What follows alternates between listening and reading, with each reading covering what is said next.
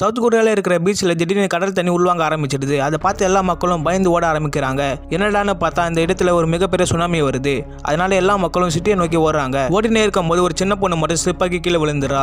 அதை பார்த்து அவங்க அப்பா எல்லாரும் மிதிச்சு சாகடிச்சிட போறாங்க சொல்லி ஓடி போய் அவளை காப்பாத்திடுறாரு. அங்க இருந்து ஓடுற எல்லாருமே அவர் மேல ஏறி மிதிச்சு தான் போறாங்க.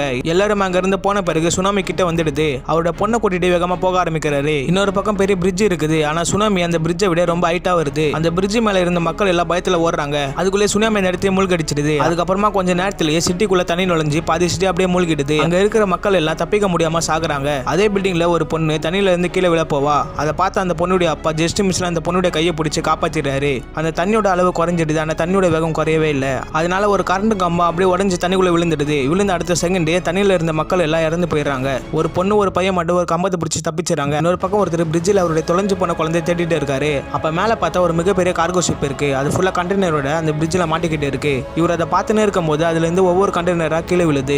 அந்த பிரிட்ஜில் இருந்து ஒவ்வொருத்தர் அந்த கண்டெய்னர் விழுந்து இறந்து போறாங்க. அதை பார்த்து பயத்திலே ஓடுறாரு. அப்ப இவர் பக்கத்திலே ஒரு பெரிய கண்டெய்னர் வந்து விழுது. ஜஸ்ட் மிஸ்ல இவர் தப்பிச்சிடறாரு. அதுக்கப்புறமா ஸ்மோக் பண்ணலான்னு லைட்டர் ஆன் பண்றாரு. அது அப்படியே கை தவறி கீழே விழுந்து அங்க இருந்த பெட்ரோல் வண்டி அப்படியே வெடிச்சு அந்த கப்பல் இருந்த எல்லா கண்டெய்னரும் வெடிச்சு சதிரிடுது. வெடிச்சதுல எல்லா கண்டெய்னரும் அங்க இருக்கிற எல்லா பில்டிங்லயும் போய் மோதிடுது. அதுல கொஞ்சம் மக்கள் மட்டும் தப்பிச்சிடறாங்க. அதுக்கப்புறமா பார்த்தா ரெண்டாவது ஒரு சுனாமி வருது. அது ஃபர்ஸ்ட் வந்ததை விட 2 மடங்கா பயங்கரமா பெருசா இருக்கு.